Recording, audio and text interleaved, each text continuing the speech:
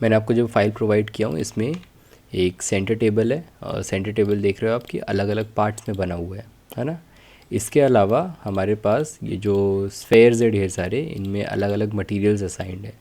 तो हमारे पास ढेर सारे मटेरियल्स हैं एंड एक सेंटर टेबल है।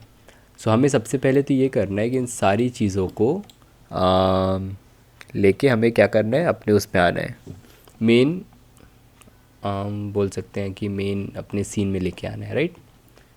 एनोटेशन कहाँ से आ गया ये, ओके, है ना। तो हमें इन सारी चीज़ों को लेके अपने सीन में लाना है। सो वो करने के लिए हम इस फाइल को अब क्लोज़ कर सकते हैं। इस फाइल को आप क्लोज़ कर दो और डोंट सेव, बिकॉज वो जैसी है वैसी ही चाहिए। और हम क्या करेंगे, हमें पता है कि जितनी भी हमारी फाइल्स है वो किसी और ब्लेंड फाइल में, ब्लेंडर की ही फाइल में, है ना। तो दूसरी ब्लेंडर की फाइल से इसमें अगर चीज़ें लाना होता है तो हम दो ऑप्शन का यूज़ करते हैं, तो लिंक या फिर अपेंड। तो पहले लिंक और अपेंड समझ लें। सो जब अपन बात करते हैं अपेंडिंग की, राइट, तो ये ऐसा है जैसे मैं इजीली कैसे आपको अपेंड समझा सकता हूँ। आप ऐसा समझ लो कि ये आपकी ब्लेंडर की फ़ाइल है जो जिस पे आप अभी काम कर रहे हो, एंड ये वो दूसरी फ़ाइल है जिसके अंदर आपके एसेट्स रखे हैं। एंड ये हमारे एक एसेट है, लेट्स से ये ट्रायंगल हमारा एसेट है, राइट। अगर हम अपेंड कर रहे हैं तो फिर क्या करता है कि इस फाइल से कांटेक्ट करके बेसिकली, और इस ट्रायंगल की एग्जैक्ट कॉपी हम अपनी फ़ाइल में बना देते हैं। एंड फिर हम इस ट्रायंगल से कुछ भी कर सकते हैं, we can delete it, we can even delete this file, क्योंकि जो ट्रायंगल की कॉपी है वो हमारी फ़ाइल में एग्जिस्ट करेगी। ये होता है क्या, अपेंड। अगर हम दोनों फाइल रखते हैं मान लो, तो आपका ट्रायंगल यहाँ पे भी है और ट्रायंगल यहाँ पे भी है। दैट मीन्स कि आपको सेम ट्रायंगल को स्टोर करने के लिए अब डबल जगह लग रही है। लेकिन फ़ायदा क्या है कि हम इस ट्रायंगल को हो सकता है यहाँ से इसको चेंज करके एरो बना दें, डजेंट रियली मैटर, हमारा ओरिजिनल जो डाटा है वो हमारे पास अभी बचा हुआ है, ठीक है। तो ये होता है अपेंड, जिसमें अपन पूरे पूरे ऑब्जेक्ट की अपने फाइल में क्या कर सकते हैं, कॉपी बना सकते हैं, ठीक। एंड देन उसको यूज़ कर सकते हैं। अपेंड हम ज़्यादातर यूज़ करते हैं फर्नीचर के लिए। यूजुअली हमें क्या करना पड़ता है कि जैसे सोफ़ा है, हमारे पास एक फ़ाइल में एक सोफ़ा सेट है, ठीक। एंड देन हमें क्या करना है कि अपनी मेन फाइल में उस सोफ़ा सेट को लेके आना है, और लाने के बाद हो सकता है हमें उसमें कुछ मॉडिफिकेशंस करना पड़े। मे बी हमें हैंडल लगाना पड़े, मे बी हमें यहाँ नीचे से इसके लेग्स लगाने पड़े। तो हमने वहाँ से अपना सेव किया हुआ सोफ़ा लेके आए, मॉडिफिकेशन करके अपनी न्यू फाइल में यूज़ कर लिए, ठीक। हमारे पास अभी भी ओरिजिनल वैसी सोफ़ा पड़ा है जिसको अपन बाद में दोबारा यूज़ कर सकते हैं। तो इसीलिए सारे फर्नीचर्स को हम क्या करते हैं, अपेंड करते हैं, क्योंकि उनमें यूजुअली हमको कुछ ना कुछ छोटे मोटे चेंजेस करने होते हैं। अब रही बात दूसरे ऑप्शन की, जो कि होता है लिंक, ठीक, जो कि बहुत पावरफुल ऑप्शन है। सो लिंकिंग में हम ये करते हैं कि ये हमारी मेन फाइल है जिसमें हम काम कर रहे हैं, और ये हमारी वो फाइल है जिसमें हमारे एसेट्स रखे हैं। फॉर एग्जांपल जो मैंने अभी आपको प्रोवाइड किया वो सब, राइट। सो लेट्स से कि अगेन वो ट्रायंगल हमारा एसेट है। तो अगर मैं इस ट्रायंगल को अपनी मेन फाइल में लिंक करता हूँ, तो ये क्या करेगी, इस फाइल में उस ट्रायंगल को क्रिएट कर देगा। बेसिकली उसका एक ऑब्जेक्ट क्रिएट कर देगा, लेकिन ये जो ऑब्जेक्ट है इसका जो डाटा होगा वो डाटा ये इस ट्रायंगल से लिंक रखेगा। तो अगर मैं इस ट्रायंगल में कुछ अपने मेन फाइल के ट्रायंगल में कुछ चेंज करना चाहूँ तो मैं नहीं कर सकता हूँ, बिकॉज वो क्या कर रहा है, वो रेफरेंस कर रहा है उसके डाटा को उस दूसरी फाइल से। हर बार जब भी हम ब्लेंडर ओपन कर रहे हैं तो वो क्या कर रहा है, इस फाइल से डाटा को रीड कर रहा है एंड देन एक ट्रायंगल यहाँ पे क्रिएट कर दे रहा है। We can't do anything with this, हम सिर्फ इसको मूव, रोटेट, स्केल करके सही जगह पे रख सकते हैं और कुछ नहीं कर सकते, इसको एडिट नहीं कर सकते। लेकिन इसका एक फ़ायदा ये है कि मान लो कि मैं एडिट करने जाता हूँ और मैं क्या करता हूँ कि मैं इस वाले ट्रायंगल को एक एरो बना देता हूँ। तो जब मैं इस फाइल को बंद करके वापस से खोलूँगा तो अगेन इसको रीड करेगा एंड इस ट्रायंगल को वो ऑटोमेटिकली क्या करेगा, किस में कन्वर्ट कर देगा, एक एरो में कन्वर्ट कर देगा, क्योंकि बिकॉज हमने ओरिजिनल फाइल को चेंज किए थे। तो ये जो तरीका होता है लिंकिंग का, तो इसमें हम क्या करते हैं, इसमें हम दो फाइल को आपस में लिंक कर देते हैं। एंड लिंक करने की वजह से एक फ़ाइल में जो डाटा है वो दूसरी फाइल में कॉपी हो जाता है, एंड देन हम डाटा को इवन दो सिर्फ इस फाइल से चेंज कर सकते हैं, लेकिन एक फ़ायदा ये होता है कि वो डाटा एक ही जगह पे स्टोर्ड है। वहीं से हम उसको मल्टीपल फाइल्स में भेज सकते हैं इस तरह से, तो बहुत ज़्यादा जगह ही नहीं खाता है वो।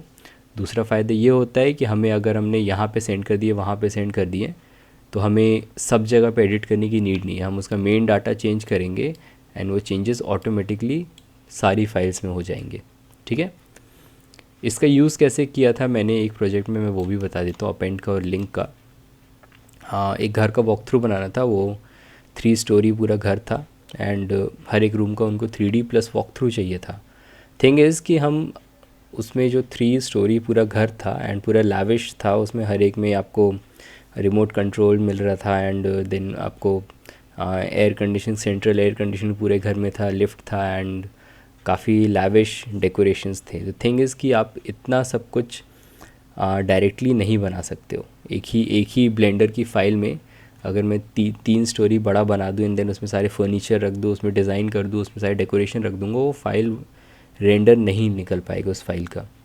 तो मैंने क्या किया था कि मेरी एक मेन फ़ाइल थी जिसमें मेरे पूरे बिल्डिंग का स्ट्रक्चर रेडी था। स्ट्रक्चर इन द सेंस जो सिविल स्ट्रक्चर होता है, सारी वॉल्स खड़ी थी, फ्लोर रेडी था एंड वॉल फ्लोर हो गया एंड देन उसके अलावा सीलिंग वीलिंग हो गया, मतलब स्लैब स्ट्रक्चर जितना है वो सब रेडी था। फिर मेरी एक और फाइल बनी थी एंड जैसे इसको मैंने बोल दिया कि ये मेरी ग्राउंड फ्लोर का फर्स्ट रूम है, तो रूम 1। एंड देन मैंने क्या किया था कि इस स्ट्रक्चर को मैंने ग्राउंड फ्लोर में लिंक कर दिया था। लिंक करने के कारण पूरा का पूरा स्ट्रक्चर का कॉपी मुझे यहाँ ग्राउंड फ्लोर 1 में मिल गया है। तो अब मैं क्या कर सकता हूँ, इसके अंदर जो बनाना है स्ट्रक्चर के अंदर मुझे जो भी डिज़ाइन करना है वो डिज़ाइन कर सकता हूँ। एंड देन सिमिलरली फिर मैं एक और फाइल बना लूँगा इस तरह से, लेट्स से कि ये मेरा ग्राउंड फ्लोर का लिविंग रूम हो गया, तो ground floor underscore living. And then again मैं स्ट्रक्चर को इसमें लिंक कर दिया, तो उससे क्या हुआ, मुझे अगेन एक और स्ट्रक्चर की कॉपी मिल गई। एंड देन अगेन मैंने पूरा लिविंग रूम इसमें डिज़ाइन कर दिया हूँ। अब मेरे पास स्ट्रक्चर की एक ही फ़ाइल है बट मैं उसको मल्टीपल जगह लिंक करके एंड डिज़ाइन कर रहा हूँ। फिर मैंने एक लास्ट फाइल बनाया जो पूरी एम्प्टी थी और उसमें मैंने स्ट्रक्चर को लिंक किया इस तरह से, तो मेरा स्ट्रक्चर फिर से आ गया है। देन मैंने उसमें ग्राउंड फ्लोर को भी लिंक कर दिया, तो मेरे ग्राउंड फ्लोर आ गया। एंड देन मैंने बाकी रूम्स को भी लिंक कर दिया, तो मेरे सारे बाकी रूम्स भी आ गए। अब इससे फ़ायदे क्या हुआ कि सारे रूम्स क्योंकि अलग अलग बने थे तो ये बहुत ज़्यादा हैवी नहीं थे, राइट, पूरे के पूरे लिंक होके आए थे। एंड सारे रूम्स क्योंकि अलग अलग फाइल में थे और इतनी सारी कॉपी बन रही थी तो बहुत ज़्यादा जगह नहीं ले रहा था, तो इससे रेंडरिंग ईजी हो गई, मेरे लिए काम करना ईजी हो गया एंड सारी चीज़ें एक साथ भी आ पा रही थी। ठीक, तो ये लिंकिंग का फ़ायदा होता है, थोड़ा सा एडवांस चीज़ है बट समझ जाओगे। अभी के लिए क्योंकि जो हम साइड टेबल लाने वाले हैं, side table is a part of furniture, तो इसलिए हम उसको क्या करेंगे, अपेंड करेंगे। अब अपेंड कैसे करेंगे, हम जाएंगे फाइल पे, then append, right, and then हम नेविगेट करेंगे कि हमारा जो फाइल जो हमने अभी डाउनलोड किया वो कहाँ रखा है। आपके केस में हो सकता है वो डाउनलोड्स फोल्डर में, और मेरे केस में मैंने डेस्कटॉप पे रखा हूँ। सो डेस्कटॉप पे ये रही साइड टेबल की फ़ाइल। इस फाइल पे हम आप भी नेविगेट करके आ जाओ, जब यहाँ पहुँच जाओ तो हैंड रेस कर लो, मैं समझ जाऊँगा कि आप पे फाइल तक पहुँच गए हो। अब हमें क्या करना है, इस फाइल को डबल क्लिक करके ओपन कर लो। आप लोग भी फाइल पे डबल क्लिक कर लो ताकि वो ओपन हो जाए। अब देखो उसके अंदर brush collection, free style, line style और ऐसे बहुत सारी चीज़ें मिल रही हैं। हमें जो चीज़ लिंक करना है वो है ऑब्जेक्ट। ठीक, तो अपन जाएंगे ऑब्जेक्ट पे, वहाँ पे लिखा हुआ है फोल्डर का नाम है ऑब्जेक्ट, उस ऑब्जेक्ट पे जाएंगे। एंड देन ये जो इतने सारे ऑब्जेक्ट्स हैं यहाँ पे देख रहे हो, बहुत सारे ऑब्जेक्ट्स हैं, इसमें से ये जो एनोटेशन लिखा है ये हमारे किसी काम का नहीं है, वो हमें लिंक नहीं करना है। ठीक, एम्प्टी लिंक करना है और आप कंट्रोल बटन को होल्ड करके रखो और सेलेक्ट करते जाओ, जो मैं नाम बोल रहा हूँ सिर्फ नाम सुनते जाओ, सेलेक्ट करते जाओ कंट्रोल बटन को।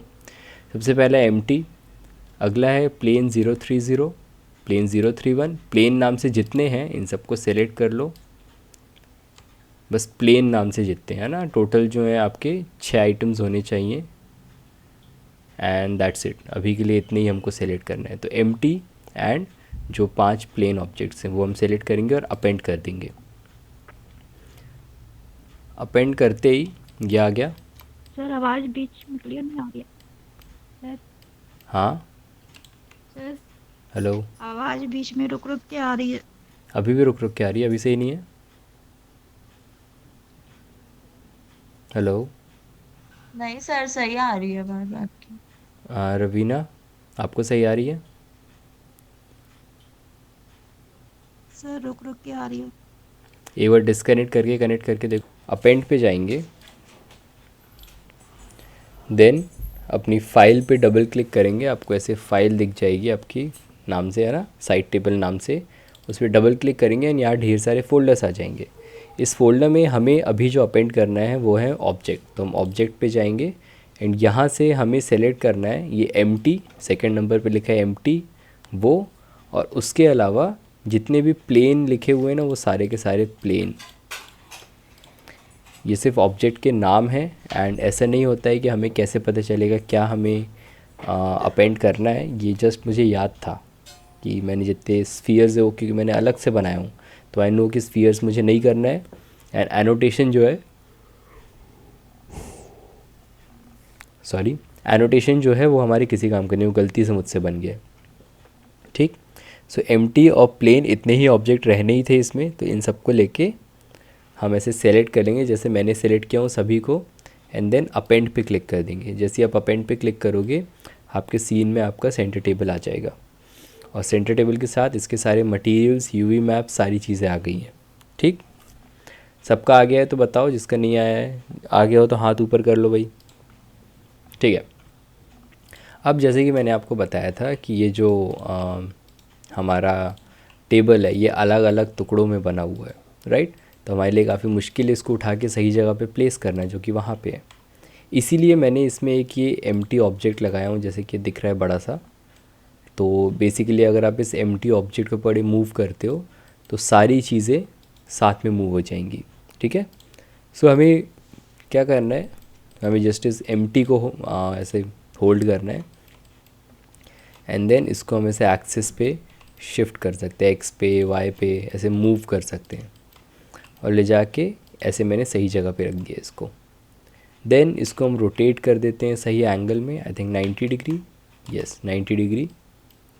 एंड ये मैंने इसको लाके ऐसे घुमा घुमा के देख देख के सही जगह पे ऐसे प्लेस कर दिया। यहाँ देखो, दिख रहा है यहाँ साइड से कुछ निकला हुआ है, डजेंट रियली मैटर, वो दिखेगा नहीं, छोड़ दो उसको वैसे ही।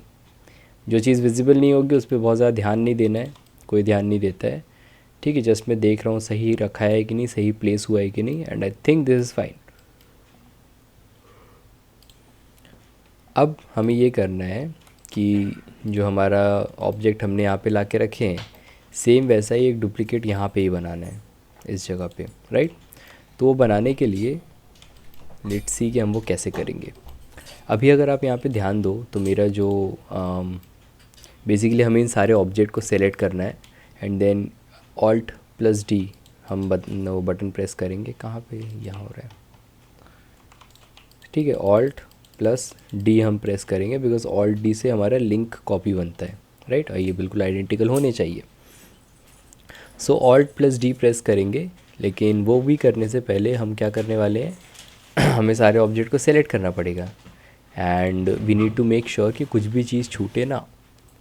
तो ये सेलेक्ट करने का सबसे ईजी और तरीका है वो ये है कि हमें पता है हमारे जो पूरे साइड टेबल के एलिमेंट्स हैं वो सब इस एक मिनट, ये जो एम्प्टी है इसको मूव करने में पूरा साइड टेबल मूव हो रहा है। बेसिकली हमारे सारे के सारे जो साइड टेबल के एलिमेंट है वो एम्प्टीज पे पेरेंटेड है।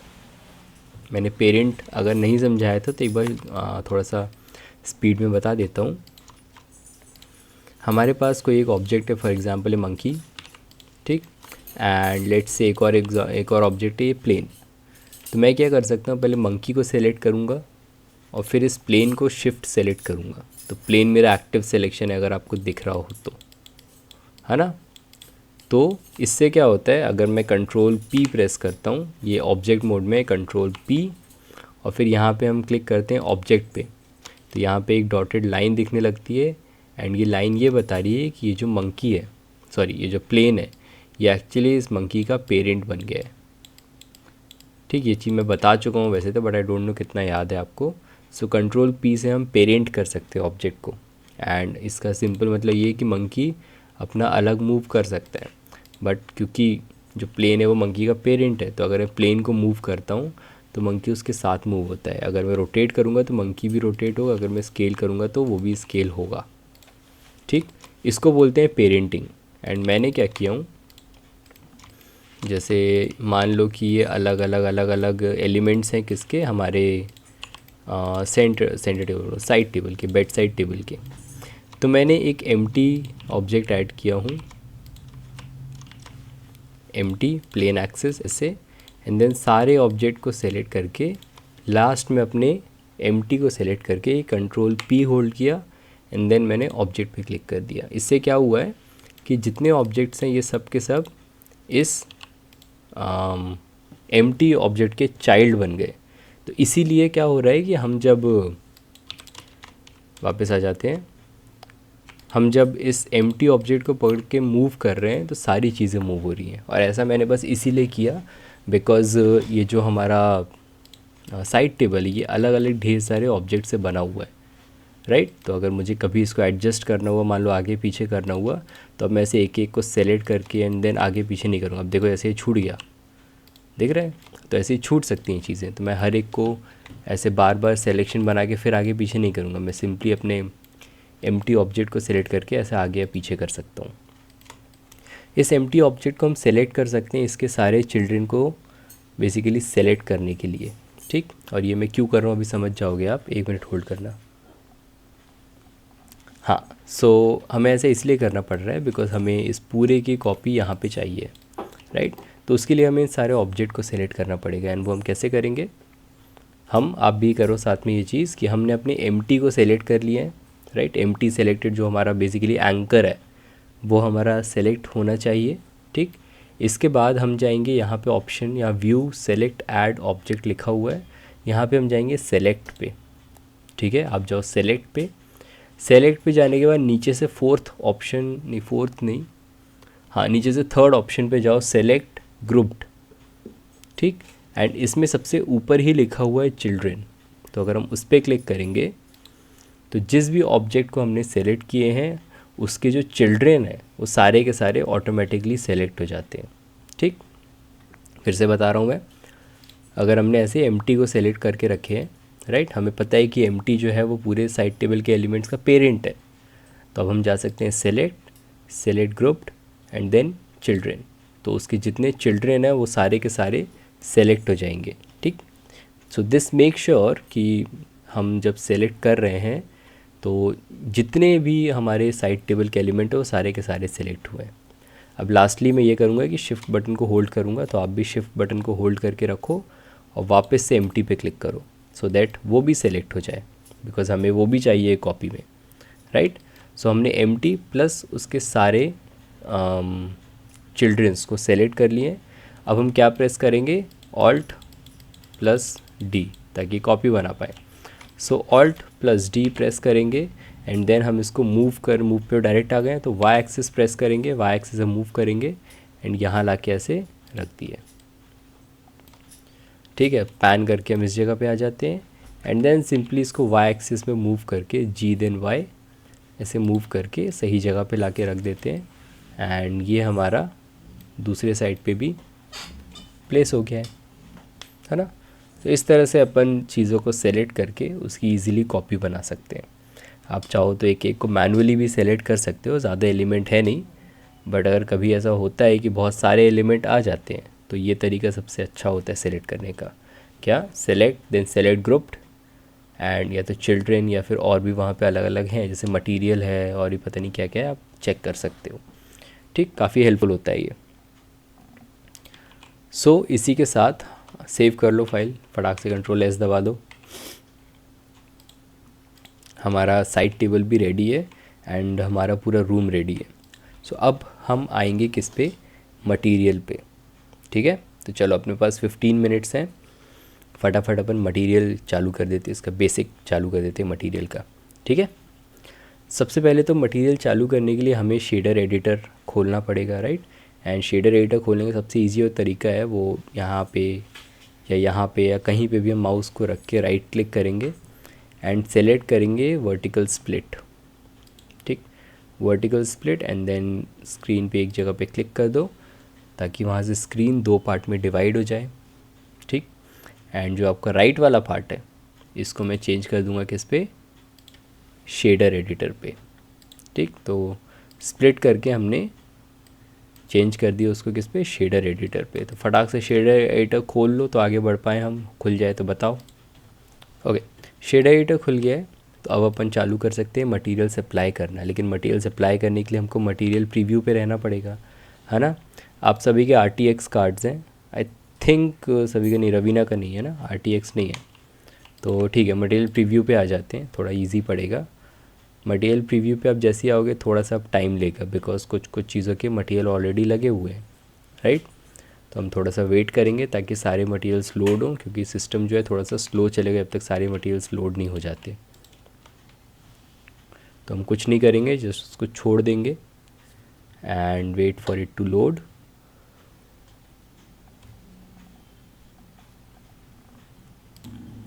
ओके, सो जैसे कि यहाँ पे हम देख रहे हैं अब सारे मटेरियल्स लोड हो गए हैं। जहाँ जहाँ जैसे खिड़की में लगा हुआ था कुछ मटेरियल एंड इन सब जगहों पे लगा था, तो सारे मटेरियल्स हमने लोड कर लिए। अब सबसे पहली चीज़ जो हमको करना है वो ये कि हमें जो मटेरियल मैंने आपको प्रोवाइड किया हूँ वो भी हमें सीन में लेके आना है। एंड वो हम कैसे लाएंगे, हम जाएंगे फाइल, देन अपेंड, एंड इस बार हम ये ऑब्जेक्ट्स अपेंड नहीं करने वाले हैं। तो हम बैक तो नहीं जाएगा, ये अप जो होता है फोल्डर अप, उसको हम क्लिक करेंगे ताकि हम पीछे जा पाए एक फ़ोल्डर। हम जाएंगे मटेरियल्स पे और जितने भी मटेरियल्स हैं इन सबको सेलेक्ट कर लेंगे, ए प्रेस करके। ये डॉट स्ट्रोक किसी काम का नहीं है, इसको हटा देते हैं, लिटरली वो किसी काम का नहीं है। सो इन सारे मटेरियल्स को सेलेक्ट करके एंड देन अपेंड कर देंगे हम। ठीक। एंड बस सारे के सारे मटेरियल्स हमारी सीन में आ गए। कुछ एनोटेशंस भी आ गए जिसको मैं डिलीट कर दूंगा, आप भी कर सकते हैं एनोटेशंस को डिलीट, वो किसी काम के नहीं होते हैं। ठीक। सो अब हमारे पास सीन में सारे मटेरियल्स भी आ गए हैं, इवन दो वो हमें दिख नहीं रहे हैं बट वो आ गए हैं। अब यहाँ पे अगर हम ध्यान दें तो ये वाइट मटेरियल तो बाय डिफ़ॉल्ट पूरे में लगा हुआ है, तो वाइट मटेरियल की हमको ज़्यादा टेंशन नहीं लेना है ना। हमको टेंशन लेना है जैसे कि फ्लोर हो गया, वुड हो गया, इन सब चीज़ों की। सो सबसे पहले फ्लोर को हम सेलेक्ट कर लेते हैं। तो आप भी फ्लोर को सेलेक्ट कर लो और इस पर हमको लगाना है मार्बल, जो कि मैंने आपको दिया हूँ। तो फ्लोर को सेलेक्ट कर लिए हैं। अब हम जाएंगे अपने ये जो यहाँ पे लिखा हुआ है स्लॉट, जो शेडर एडिटर है उसमें लिखा है, ऊपर देखो बीच में स्लॉट लिखा हुआ है, उसके साइड में ही न्यू लिखा है।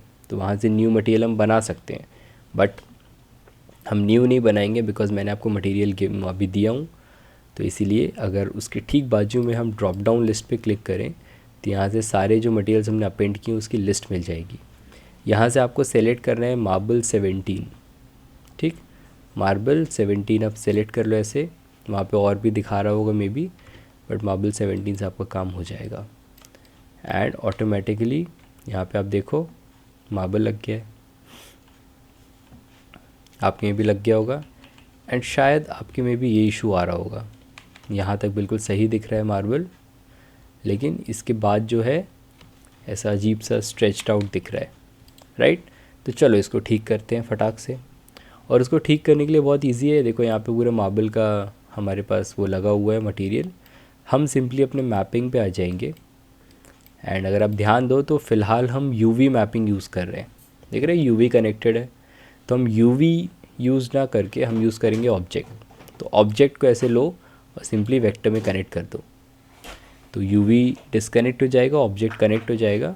सो हमें क्या करना है, अब ये यूवी कनेक्टेड है, हमें सिंपली ऑब्जेक्ट को कनेक्ट कर देना है एंड इससे जो आपका मैपिंग है वो फिक्स हो जाएगा। ठीक है। अगर आपको ऐसा लग रहा है कि मैप जो है बहुत छोटा है, जैसे मुझे ऐसा लग रहा है कि कुछ बोली प्रेक्षा। सर ऐसा क्यों किया हमने, मतलब ये चीजें कब पता पड़ेगी हमें भी कि ऐसा करना चाहिए। आओ देखो शायद समझ में आ जाए। जब हम एक प्लेन या कुछ भी लाते हैं, ठीक, मैं यहाँ पे यूवी एडिटर भी खोल लेता हूँ। यूवी तो याद है ना यूवी क्या होता है, मतलब मैं सब कुछ बता सकता हूँ, बट मैं इसलिए नहीं बताता हूँ कि यार वो बहुत ज़्यादा अचानक से हमारे ऊपर ऐसा ना हो जाए, अरे बाप रे ये सब क्या क्या है, कितना कॉम्प्लिकेटेड है, ऐसा ना हो जाए, इसलिए मैं बताता नहीं हूँ। But let's try. ठीक है। अगर समझ में आता है तो वेल एंड गुड, नहीं समझ में आता है तो ज़्यादा ज़ोर मत देना सर पे, ठीक है। जहाँ पे भी चीज़ें बिगड़ रही हो ऑब्जेक्ट कोऑर्डिनेट दे देना, चीज़ें सुधर जाएंगी। लेकिन अगर समझ में आता है तो वेल एंड गुड। मैं क्या कर रहा हूँ, मैं इसको सेम मटेरियल दे रहा हूँ, मार्बल। चलो हो सकता है आज अपना यही कवर हो पाए अब, लेकिन आई थिंक डाउट है तो वो डाउट क्लियर करना इंपॉर्टेंट है।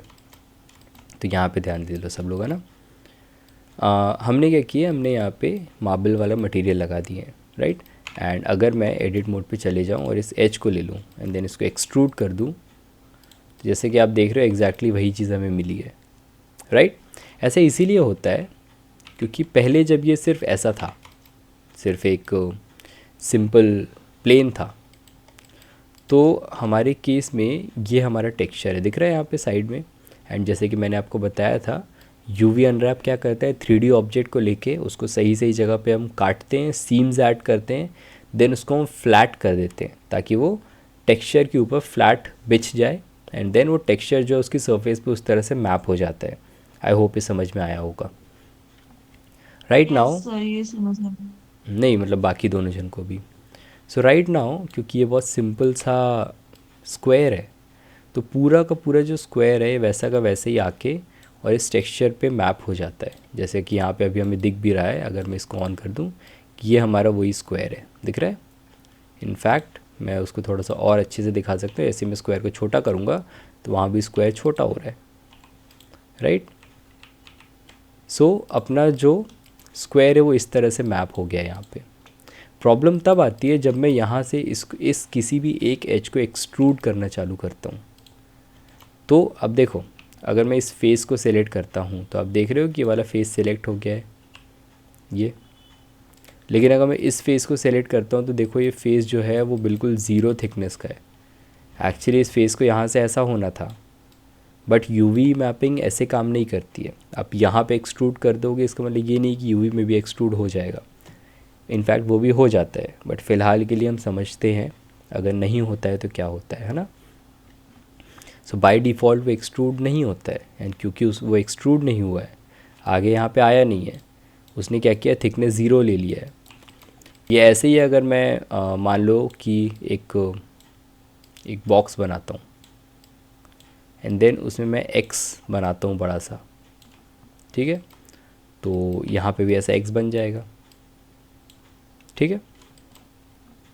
अगर मैं इस बॉक्स को छोटा करके मान लो ऐसा कर देता हूँ, ऐसा, तो दिस डजेंट मीन कि हमारे बॉक्स में कुछ चेंज होगा। दिस मीन्स कि एक्स जो है वो इस पॉइंट से चालू होगा और इस पॉइंट पे ख़त्म हो जाएगा। बेसिकली पहले जो मेरा ऐसा एक्स था, अब वो एक्स यहाँ कहीं चालू होगा और यहाँ कहीं ख़त्म होगा, यहाँ चालू होगा यहाँ ख़त्म होगा, तो ये चीज़ अब ऐसी बन जाएगी। सो बेसिकली आपका पहले एक्स ऐसा था, बट अब वो ऐसे में स्क्विश हो गया है। समझना इस चीज़ को, बहुत थोड़ा सा मैं ट्राई कर रहा हूँ कि समझ में आए। वो स्क्विश हो गया है, ठीक है। या फिर इसको मैं दूसरी तरह समझाता हूँ, ज़्यादा इजी होगा। और वो तरीका है, अगर मैं इस एच को ले लूँ एंड इसको डिलीट कर दूँ एंड मैं ये चीज़ ऑन कर दूँ, तो अब देखो सही आ रहा है क्योंकि ऑटोमेटिक इसको एक्सट्रूड कर दिया उतना ही। यहाँ पे देखो क्या होगा, जब मैं इस एज को लेके इसको अंदर मूव करूँगा, यूवी की एज को मैं अंदर मूव कर रहा हूँ, मैं इसकी एज को मूव नहीं कर रहा हूँ, तो यहाँ की एज मूव नहीं होगी, सिर्फ जो टेक्सचर है वो मूव होगा। और टेक्सचर कैसे मूव होगा हमें उस पर ध्यान देना। तो ये हमारा टेक्सचर है, एंड जैसे जैसे मैं एज को अंदर मूव कर रहा हूँ हमारा टेक्सचर स्ट्रेच होता जा रहा है, एंड जैसे जैसे हम और अंदर आ रहे हैं टेक्सचर स्ट्रेच होते जा रहा है until it become straight line. And ऐसा क्यों हुआ है, बिकॉज ये जो फेस है यूवी में उसका जो एरिया है वो ऑलमोस्ट ज़ीरो हो गया है, इसीलिए ये फेस जो ऐसा स्ट्रेच्ड दिखने लगा है। सो द थिंग इज़ कि हमारे लिए बहुत इम्पॉर्टेंट होता है कि हम जब भी यूवी कोऑर्डिनेट यूज़ कर रहे हैं तो हमारा पूरा ऑब्जेक्ट जो है वो सही तरीके से अनरैप्ड हो, ठीक। अगर आपका सही से अनरैप्ड नहीं है तो आपको ये चीज़ देखने को मिलेगी जो यहाँ पे अभी आप देख सकते हो। यहाँ पे बिल्कुल सही है बट यहाँ पे सब गलत है, राइट।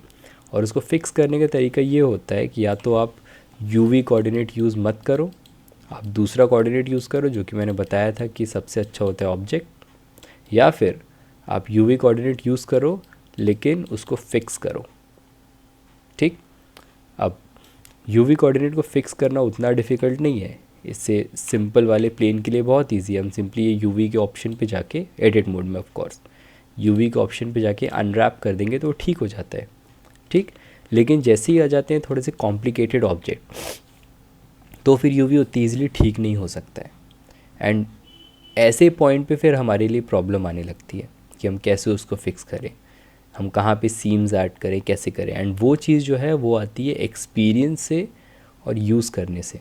ठीक, इसीलिए मैंने अभी बोला कि अभी हम यूवीज़ को फिक्स करने में ध्यान नहीं देंगे। मैंने यूवी कोऑर्डिनेट यूज़ किया था इसलिए चीज़ें सही दिखी थी, लेकिन हम चीज़ों को अभी आसान रखेंगे, इसीलिए हमने ऑब्जेक्ट कोऑर्डिनेट यूज़ किए हैं, यूवी नहीं यूज़ किए हैं। ठीक, बट अगर आपको फिक्स करना है तो आप एडिट मोड पे जाके पूरे को सेलेक्ट करके दोबारा से अनरैप कर सकते हो। एंड ये सिंपली क्या करता है वो भी मैं दिखा देता हूँ। पहले आपका ऐसा था, ये आपका एक फेस, ये बड़ा सा फेस है, एंड एक फेस और है जो ये वाला है, लेकिन वो पतला सा है। तो अगर हम सबको सेलेक्ट करके अनरैप कर देते हैं तो वो दोनों फेस को दोबारा से रीडिस्ट्रीब्यूट कर देता है। बेसिकली दोनों फेस को रीडिस्ट्रीब्यूट कर देता है, जिससे उनकी जो मैपिंग है वो सही हो जाती है। आई होप ये चीज़ समझ में आई होगी कि यूवी क्या होता है, कैसे वर्क करता है। तो सर इसमें कितने भी फेसेस बनाएंगे तो हम जब अनरैप करेंगे तो सब सही हो जाएगा क्या? हाँ, अगर यहाँ पे हम और ऐसे फेसेस क्रिएट करते जाते हैं, सारे फेसेस जितने भी आप क्रिएट करोगे सब गड़बड़ाएंगे। ये इनफैक्ट ये यहाँ आना चाहिए।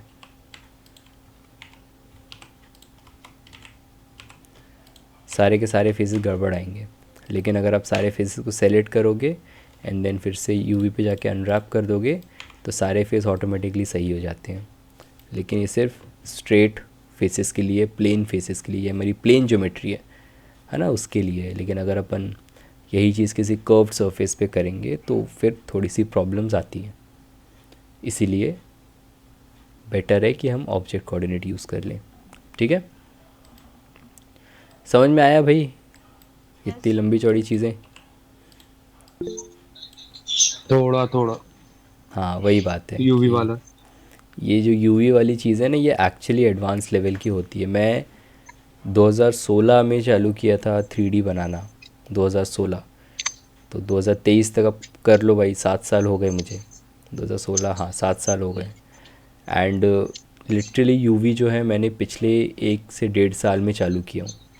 तो 5 से 5.5 साल जो थे मैंने यूवी छुआ ही नहीं, क्योंकि इट डजेंट रियली मैटर, कोई उतना ध्यान से नहीं देखता है। एंड यूवी बस मैंने तब छुआ जब मैं देखा कि यार अब मुझे एक नेक्स्ट लेवल पे और पहुंचना पड़ेगा, तब फिर मैं यूवी पे आया हूँ, है ना। तो यूवी अनरैपिंग जो होती है वो बहुत ही अलग लेवल की चीज़ है। ऑफ कोर्स उससे चीज़ें बहुत सही दिखती हैं, लेकिन वो बहुत ज़्यादा आपका टाइम खाती है अगर आपको वो चीज़ नहीं आती है तो। इसलिए इट्स बेटर कि पहले हम बाकी चीज़ें सीख लें एंड देन जब चीज़ें क्लियर हो जाएं तो फिर हम यूवी पे लौटें। एंड यूवी बहुत पावरफुल चीज़ है, बहुत ज़्यादा पावरफुल। ठीक, बट उसको कभी फ्यूचर में हम समझेंगे। सो मैंने क्या किया, मैपिंग में हमने सिंपली इसको ऑब्जेक्ट पे चेंज कर दिए। एंड ऑब्जेक्ट जो होता है ना, ऑब्जेक्ट आपके सिंपली क्या करता है कि वो I think 1 metre by 1 metre का, एक 1 मीटर कि 2 मीटर, 2 मीटर, अरे नहीं सॉरी 1 मीटर। सो ये क्या करता है कि 1 मीटर बाय 1 मीटर का स्क्वायर क्रिएट कर देता है। एंड मतलब इस साइज़ का ये सिंपली इस जो टेक्सचर है ना, इस टेक्सचर को उसने इस साइज़ पे ले लिया 1 मीटर बाय 1 मीटर पे, एंड वो सिंपली उसी को रिपीट कर देता है पूरे में। समझ रहे हो क्या करता है ये ऑब्जेक्ट कोऑर्डिनेट? तो इसीलिए ये फिक्स कर देता है चीज़ों को, बिकॉज ये ऑटोमेटिकली उसको सही कर देता है, ऐसा समझ लो, राइट। बट इससे एक छोटी सी प्रॉब्लम है, और वो है यहाँ देख रहे हो रिपीटेशंस, जो टेक्सचर है वो रिपीट हो रहा है, हमको यहाँ पे विजिबल है। ये चीज़ उतनी विजिबल नहीं होनी चाहिए, रिपीटेशंस आपको नहीं समझ में आनी चाहिए। तो इसीलिए मैं क्या करूँगा, थोड़ा सा अगर यहाँ आ जाए, तो हमने ऑब्जेक्ट कोऑर्डिनेट यूज़ किया और मुझे यहाँ पे रिपीटेशंस दिखने लगे, है ना। तो आप भी उसे ऑब्जेक्ट पे चेंज करने के बाद जो स्केल है, टेक्सचर का स्केल है, क्योंकि हाई क्वालिटी टेक्सचर है, मैं काफ़ी जूम कर सकता हूँ इसमें, तो इसका जो स्केल है उसको मैं घटा के मे बी 0.5, हाँ 0.5 कर देंगे हम। 0.5, X scale 0.5, Y scale 0.5, Z scale 0.5, तीनों को हम 0.5 कर देंगे। तो उससे क्या होगा, हमारा जो ये किया क्या है इसने ये किया है कि ये आपका स्केल देखो कम कर रहा हूँ, बेसिकली जूम इन हो रहा है ना। तो स्केल को कम करने से हम क्या करते हैं, जूम इन या जूम आउट कर सकते हैं, टेक्सचर का साइज़ बड़ा छोटा कर सकते हैं। ठीक है, तो देखो ये बस इतना ही करना था, ये चीज़ें रेडी हैं। अब एक बार हम मटेरियल समझ लें, बिकॉज टाइम हो गया है वैसे भी। तो ये मटेरियल समझ लेते हैं कि मटेरियल क्या है, कैसे बना है, और उसके बाद फिर अभी के लिए हम उसको रहने देते हैं। इसके बाद मैं क्या करने वाला हूँ, आपके लिए होमवर्क है कल के लिए, बिकॉज कल मैं क्लास नहीं लूँगा। कुछ बोलना है रवीना, पहले बोल लो। नहीं सर। अच्छा, पहले का ही उठाया फिर, हाँ शायद, ठीक है चलो। सो कल मैं क्लास नहीं लूँगा, वैसे तो मैं ले सकता हूँ, ऐसे कोई दिक्कत नहीं है, बट मैं चाह रहा हूँ कि एक बार मटेरियल्स की आप खुद से चीज़ें ट्राई करो, फंसो, जूझो, है ना। उसके बाद मैं बताना चाह रहा हूँ। सो इसीलिए आपका होमवर्क रहेगा कल के लिए, और वो ये है कि मैंने आपको मटेरियल्स प्रोवाइड किया हूँ। मैं आपको सारी की सारी फाइल्स भी प्रोवाइड कर रहा हूँ अभी। फाइल्स मतलब कि जो रेंडर मैंने निकाला हूँ। एंड हमें क्या करना है, मैंने मटेरियल्स का आपको बेसिक बता दिया हूँ, वीडियो भी अवेलेबल है यूट्यूब पे। तो आपको जितने ज़्यादा हो सके उतनी ज़्यादा चीज़ों में मटेरियल्स को लगाना है, खुद से लगाना है। ठीक है, दैट्स इट। न्यू मटेरियल्स नहीं बनाने हैं, जो मैंने दिया हूँ उतने ही लगाना है। और बाकी अगर न्यू बनाने भी होते हैं तो ऐसे बहुत ज़्यादा कॉम्प्लिकेटेड मटेरियल्स नहीं है। मटेरियल बनाओ, कलर चेंज करो, दैट्स इट, उससे ज़्यादा डिफ़िकल्ट नहीं होता है। ठीक है, सो एक बार समझ लेते हैं कि मटेरियल काम कैसे कर रहा है, और उसके बाद आज के लिए हम ख़त्म करते हैं। जैसे कि यहाँ पे अगर देखो, बाय द वे यहाँ पे कुछ भी लिखा हुआ ऊपर, जो यहाँ पे नॉर्मल रफनेस लिखा है, तो उसको इग्नोर करो। मैं डायरेक्ट बता देता हूँ क्या क्या है। ये जो है ये हमारा बेस कलर है। इनफैक्ट इसका हम प्रीव्यू भी देख सकते हैं। अगर मैं एक एड ऑन इनेबल कर दूं जिसका नाम है नोड रैंगलर, तो किसी भी नोड पे क्लिक करके हम उसका प्रीव्यू देख सकते हैं। मैं आपको बताऊंगा बाद में, अभी आपको ज़्यादा ध्यान देने की ज़रूरत नहीं है। नोड रैंगलर नाम का एड ऑन है जिसके थ्रू अपन प्रीव्यू देखते हैं। तो ये है हमारा बेस कलर। ठीक, अब ये जो बेस कलर है, ये बेस कलर, अब ये मैपिंग तो मैंने ऑलरेडी बता दिया हूँ, तो हम सीधा बेस कलर पे आ जाते हैं। ये जा रहा है एक नोड से जो होता है गामा नोड। गामा नोड क्या करता है, कॉन्ट्रास्ट को घटा सकता है या बढ़ा सकता है। तो मैंने इसको लिया, एंड मेरे जो डिज़ाइनर थे उनका कहना था कि इसके जो ग्रेन्स है, ब्लैक ग्रेन्स, वो बहुत ज़्यादा दिख रहे हैं, उसको कम करना है। तो मैंने गामा नोड लगा के गामा को कम कर दिया। गामा कम करने से जो नोड्स, जो उसका जो ग्रेन है इस, तो वो कम हो गया है। अगर हम गामा को बढ़ाते हैं तो ग्रेन्स की इंटेंसिटी बढ़ती है। ठीक है, सो इससे क्या हुआ, ग्रेन की इंटेंसिटी कम हो गई। और फिर हमको इसको ग्रे कलर देना था, इसको डार्क ग्रे या फिर सेमाई डार्क ग्रे फिनिश हमको देना था। इसीलिए हमने ह्यू सैचुरेशन नोड लगाया। एंड यहाँ पे देखो, ह्यू डिफ़ॉल्ट पे, सैचुरेशन डिफ़ॉल्ट पे बस वैल्यू बहुत कम कर दी है। तो वो करने से ये कुछ ऐसा दिखने लगा है। तो सॉरी, ऐसे से ऐसा हो गया ये। ठीक, तो इससे क्या हुआ, ये ग्रे कलर का हो गया। सबसे पहले मैंने क्या किया, फिर अपने ओरिजिनल इमेज पे मैंने इसके जो ब्लैक कलर के ग्रेन्स थे उसकी इंटेंसिटी कम करने के लिए गामा लगाया हूँ। गामा क्या होता है, गामा बेसिकली आपकी how can I explain this, gamma basically ये सेट करता है कि आपके ब्लैक कलर से वाइट कलर का जो ग्रेडियंट होगा वो कैसे बनेगा, उसमें कितना ब्लैक होगा कितना वाइट होगा, वो ग्रेडियंट सेट करता है। मैं इसको बहुत ज़्यादा डिटेल में एक्सप्लेन नहीं कर सकता हूँ, बट बेसिकली वो ग्रेडियंट सेट करके अपन ये कर सकते हैं कि भाई इमेज का कंट्रास्ट कितना होगा। ठीक, अगर गामा हम कम करते हैं तो उसका कंट्रास्ट कम होता है, गामा बढ़ाते हैं तो उसका कंट्रास्ट बढ़ता है इमेज का। ये सबसे इजी कंट्रास्ट बोल सकते हो, या आप डार्कनेस बोल सकते हो, बहुत सारी चीज़ें होती है, बट मैं बहुत ज़्यादा डिटेल में एक्सप्लेन नहीं कर सकता, मैं सिर्फ दिखा सकता हूँ। तो I will show you someday, may be Sunday को। ठीक है, इसके बाद हमने इसको डार्क, पूरे इमेज को डार्क करने के लिए ह्यू सैचुरेशन वैल्यू लगा दिए, जिसमें हमने वैल्यू को 0.24 कर दिए, तो उससे ग्रे आ गया। एंड बस ये चला गया बेस कलर में। ठीक, इसके अलावा हमारे पास एक ये जो लगा है, ये स्पेक्युलर मैप है, रिफ्लेक्शन मैप। एंड ये कुछ ऐसा दिख रहा है, देख रहे हो, इसमें हल्का सा इस टाइप का कुछ अजीब सा वो है। तो ये हमारा रिफ्लेक्शन मैप है। एंड ये यहाँ पे देखो ये नॉन कलर पे सेट है एंड ये जा रहा है हमारे स्पेक्युलर के आईओआर लेवल पे। ठीक, तो आपको जो रिफ्लेक्शन मैप होता है वो आईओआर मैप भी बोलते हैं एंड वो जाता है आईओआर लेवल पे। यूजुअली हमें ये मैप नहीं मिलता है, इस वाले केस में हमारे पास है, बट यूजुअली ये मैप जो होता है वो नहीं रहता है हमारे पास। ठीक है, इसकी उतनी नीड नहीं होती है, ये बहुत ऑप्शनल होता है मैप। ठीक, तो इसके बाद जो थर्ड मैप है वो हमारा रफनेस मैप है। एंड एक्चुअली ये रफनेस नहीं है, अगर आप इसका नाम यहाँ पे पढ़ो तो देखो इसका नाम वहाँ नीचे इमेज नेम और उसके नीचे लिखा है वैल्यू, और वैल्यू में लिखा हुआ है स्टोन मार्बल कैलकटा 004 ग्लॉस। तो ये ग्लॉसी मैप है, मतलब ये बेसिकली बताता है कि इमेज कितनी ग्लॉसी होगी। लेकिन हमारे पास जो इनपुट होता है वो रफनेस का होता है, ग्लॉसीनेस का नहीं होता है। तो हमें क्या करना पड़ेगा, इस ग्लॉसीनेस मैप को रफनेस में कन्वर्ट करना पड़ेगा। एंड जैसे कि आपको पता होगा जो सरफेस जितनी ज़्यादा ग्लॉसी होती है वो उतनी कम रफ़ होती है। बेसिकली दोनों एक दूसरे के इन्वर्स हैं। तो इसीलिए ये जो ग्लॉसीनेस मैप है आपका, ये जो यहाँ पे ग्लॉस लिखा हुआ है, तो ग्लॉसीनेस मैप है ये एक इन्वर्ट कलर नोड में कनेक्टेड है। इन्वर्ट कलर क्या कर रहा है कि इस मैप को ले रहा है एंड इसके कलर को इन्वर्ट कर रहा है, वाइट को ब्लैक, ब्लैक को वाइट, रफ़ को ग्लॉसी, ग्लॉसी को रफ़ कर रहा है।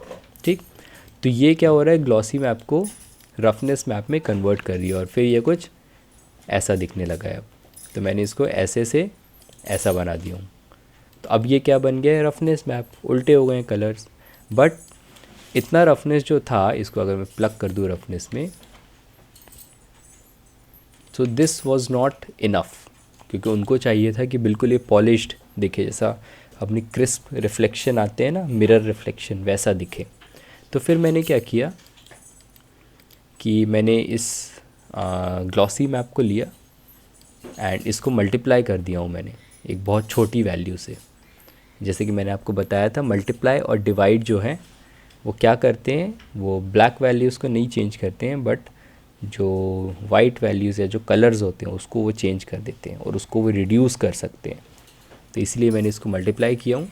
एंड मल्टीप्लाई करने में आप ऐसे बहुत ईजिली समझ सकते हो कि क्या होता है। वैसे ये भी थोड़ा सा एडवांस चीज़ हो जाती है, बट आपके लिए थोड़ा सा जानना इम्पॉर्टेंट है।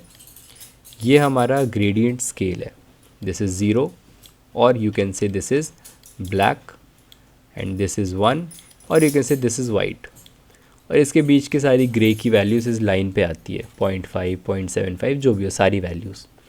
अगर मैं इस पूरी लाइन को मल्टीप्लाई कर दूँ 5 से, ठीक है, तो 5 ज़ीरोज़ आ, अब ये मुझे बोलने की ज़रूरत है नहीं, वो ज़ीरो ही रहेगा, राइट।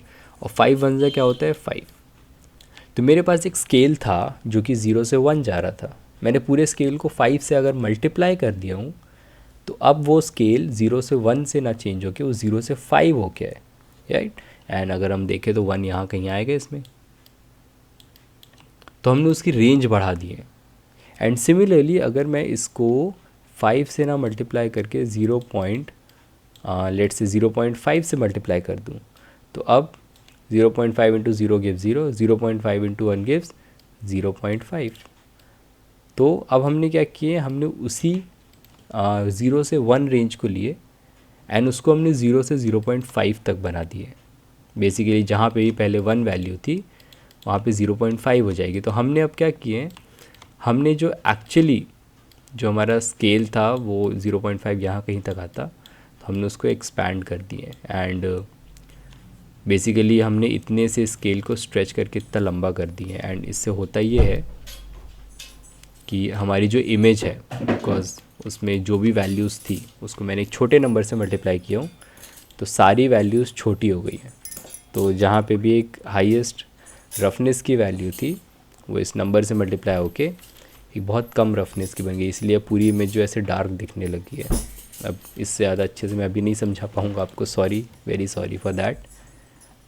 धीरे धीरे मे भी समझ जाओ आप, बट किसी भी नंबर को, मतलब किसी भी टेक्सचर को हम किसी नंबर से मल्टीप्लाई कर सकते हैं। एंड मल्टीप्लाई करने पे होता क्या है, होता ये है कि वो जो टेक्सचर है, अगर मैं इसको 1 पे ही रखता हूँ तो मैं इस टेक्सचर को 1 से मल्टीप्लाई कर रहा हूँ, इसलिए there is no change between these two, right. But अगर मैं इसको 0.5 से मल्टीप्लाई कर रहा हूँ तो अब जो ओरिजिनल वैल्यूज़ थी उसकी आधी हो गई वैल्यूज़। बेसिकली रफनेस जो ओरिजिनल थी अब उससे ही आधी हो गई है रफनेस, ग्लॉसीनेस बढ़ गई है। इसको 0.1 से अगर मल्टीप्लाई करता हूँ तो ओरिजिनल वैल्यूज़ की अब 1/10 बेसिकली 0.1 टाइम्स हो गई है, सारी की सारी वैल्यूज़ और कम हो गई हैं। इसको मैंने 0.05 पे रखा हूँ ताकि मुझे इस टाइप, और फिर ये चला गया कहाँ पे, रफनेस में प्लग हो गया है। ठीक है, ग्लॉसीनेस मैप इन्वर्ट हुआ, रफनेस बना, फिर मैथ से गया ताकि उसको और कम कर सकें, तो मुझे इस टाइप की बिल्कुल क्रिस्प एंड क्लियर रिफ्लेक्शंस मिल गए। अगेन अगर मैं इसको बढ़ाता हूँ धीरे धीरे तो आप देखो कैसे जो रिफ्लेक्शंस हैं वो चेंज हो रहे हैं। ओरिजिनली ये था बट मुझे ये नहीं चाहिए था, मुझे और क्रिस्प चाहिए, तो इसे 0.05 से मल्टीप्लाई करने पे इस टाइप का मिल गया है। आई होप थोड़ा बहुत समझ में आया होगा। इससे ज़्यादा मैं बहुत ज़्यादा अच्छे से नहीं समझा सकता हूँ, sorry about that. But again ये नॉन कलर पे है एंड सेम चीज़ यहाँ भी है कि आपका नॉर्मल मैप भी नॉन कलर पे है। ये जा रहा है नॉर्मल मैप के थ्रू, सिंपली कलर गया कलर में एंड देन नॉर्मल चला गया नॉर्मल में। एंड इससे जो हल्का सा हमें यहाँ पे अंडुलेशंस जो मिल रहे हैं इसकी वजह से मिल रहे हैं, अगर इसको हम डिस्कनेक्ट कर देते हैं तो हमारे ये बिल्कुल plain perfectly polished marble surface बन जाएगी। ठीक, बट मुझे थोड़े से इम्परफेक्शन पसंद है तो इसलिए मैंने ये लगाया हूँ। एंड बस इसी के साथ सारे के सारे जो मैप्स हैं वो किस तरह से कनेक्टेड है वो ख़त्म होता है। ठीक, सो आपको बहुत ज़्यादा इनसे नहीं खेलना है, आपको इससे खेलना है, सिर्फ इसी से खेलना पड़ेगा। एंड मुझे क्या चाहिए, मुझे ये चाहिए कि आप जितने ज़्यादा मटेरियल्स हो पाए, फ़ोटो मैं देता हूँ आपको, अभी सेंड कर देता हूँ ग्रुप में, जितने ज़्यादा मटेरियल्स हो पाए उतने ज़्यादा मटेरियल्स आप लगाओ।